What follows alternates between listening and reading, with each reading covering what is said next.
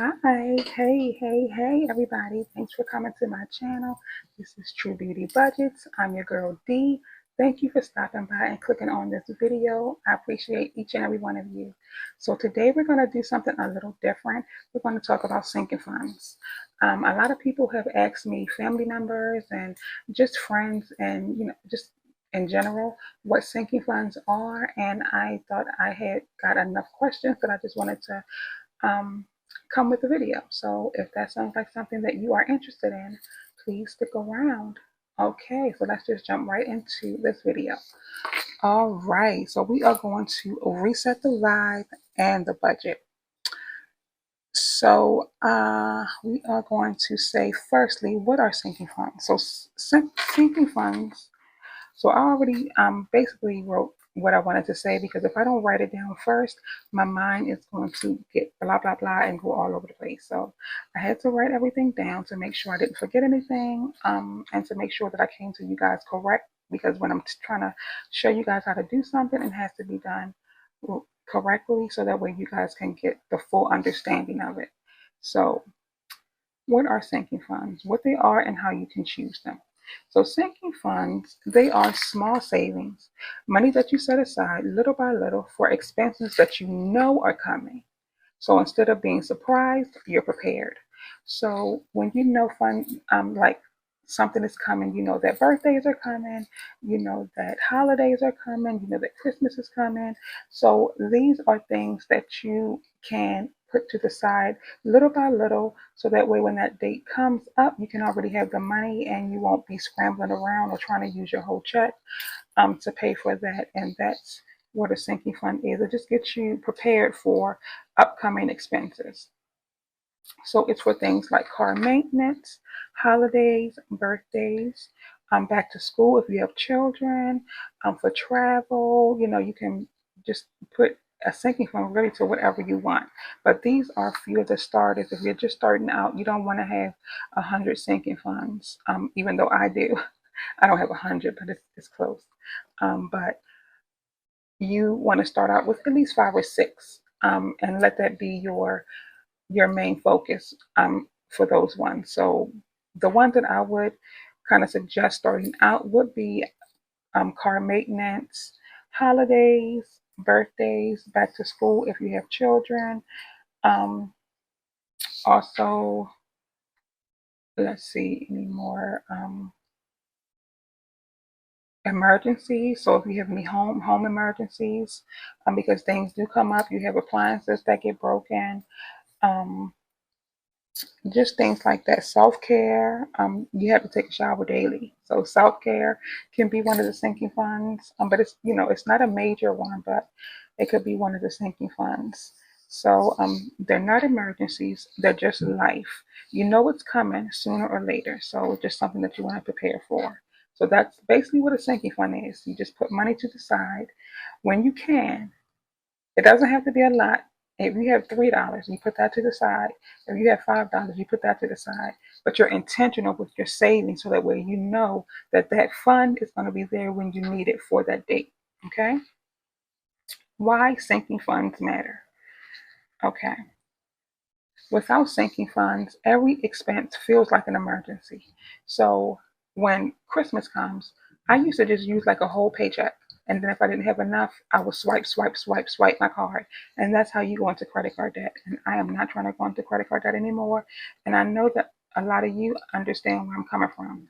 That's exactly how we get to credit card debt, because we start to swipe because we didn't have that money on the side. We weren't prepared for it. We didn't know who we wanted to get gifts for until the last minute. It was just, it can be really chaotic. That's why people end up, like I said, using credit cards, going into consumer debt, dipping into their emergency fund, feeling like they just can't get ahead. And you can't get ahead, because if you're dipping into your emergency fund, or if you're using credit cards, interest comes with the credit card. And then you're not just paying for what you bought, you're also paying the consumer just to use that card. So you want to know where your money is going and the direction that it should go before you have to use anything like that. Okay. How to choose your sinking funds. Okay. We're going to Think about your actual spending. And then you're going to ask yourself, what do I always end up paying for? Let's see. You even eating out. Eating out is a big deal for a lot of people because they spend a lot on fast food and then they don't have money to put towards a bill, So make one of the sinking funds for dining out for you and your family. That can be one thing. So if your car needs maintenance every year, even sometimes things that you don't even know happens. So you will have that fund if you have a sinking fund for car emergencies. If you spend for holidays or if you spend for birthdays, that can be a sinking fund. Okay, now let's see how we're going to start it. You only want to start with about 5 to 6, like I said. Keep it simple, keep it broad. Good starters are car maintenance, for oil changes, emissions, registration. We know they're coming every year or every 2 years, whichever one, as far as the registration. Oil changes and emissions every year, sometimes a few times a year. Holidays and gifts. You got Christmas, you have birthdays, you have baby showers, you have other anniversaries. I mean, it's just a lot. So you can bulk that together with holiday and gift giving. It doesn't have to be spread out, into different sections. Once you get yourself a good plan started and you get a good system, then you can start to break it off into different sections if you would like. But for starters, just put everything into one big broad envelope and then you can use it from there. Home, it can be a sinking fund, and then that's for like appliances, repairs, furniture, and then also a miscellaneous sinking fund that can be for anything that you didn't budget for. Like if anything comes up, kids' school comes up that you didn't know about, um, food, like I was saying, you can always expand once you figure out your budget, but that's where you want to start and get into these specific categories. Then you want to set a goal amount for each fund. So you want to decide how much you save. For example, if you know that you have one child and a husband, then you might want to save for Christmas maybe $500. Or for car maintenance. Car maintenance sometimes maybe $600 can be your target. So you want to pick a number. You don't want to just go in blindly.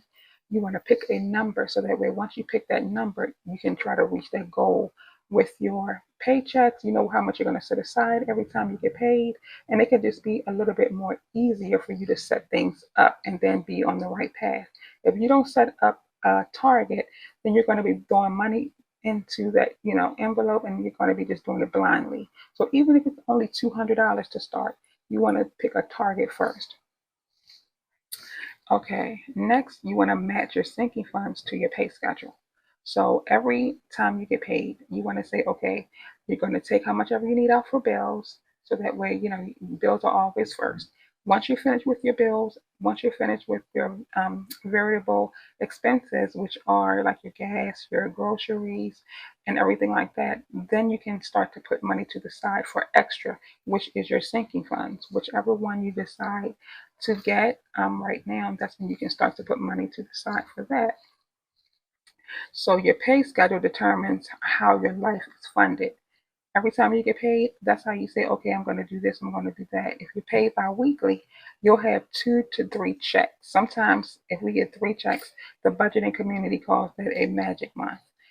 So if you get 2 to 3 checks, if you're bi-weekly, then you can start to save up your schedule and start to do that bi-weekly. For example, car maintenance. If you have car maintenance over a 6-month period, that's about $50 per paycheck if you're doing it bi-weekly. Okay. If you're paid weekly, you can contribute smaller amounts because when you pay weekly, sometimes you get a smaller check because you're getting 4 over the course of the month, and it ends up to the same that a bi-weekly person will get. But since you're getting it weekly, they're smaller for 4 weeks. So you can put aside and you can contribute smaller amounts to get the same goal for 6 months. If you're paid monthly, sometimes people only pay once a month. You can set it aside, all your funds, after you pay for your fixed bills and everything like that, before you start spending on extra things to be more intentional, not to miss it. So, okay. And we're almost to the end of this. I hope everybody's understanding where I'm coming from. So you want to keep it realistic. You don't want to say, okay, I want to save $2,000 for Christmas. You want to keep it realistic. You're just starting out. If you have that budget to say, okay, I'm gonna put $100 every paycheck, or 150, 200 every paycheck, then go ahead. By all means, do that and be intentional in doing it. But just starting out, you don't want to do that, because once you start and you see that money is gone, you're probably going to be like, I didn't know this was like this. Well, I'm spent putting a whole bunch of money in and I don't really see anything. So you want to be realistic. Um, you want to make sure that it's not too much so you don't end up quitting. You're going to quit before you see any results, because too much will make you start to feel like it's getting overwhelming. Your sinking fund should fit into your life, not to stress you out. It should be your guide. If your budget's tight, start small. Just add little wherever you can, not much. 5, 10. It really doesn't matter, and it really adds up over time. Um, so all you have to really do is just be consistent. It's all about control, not perfection.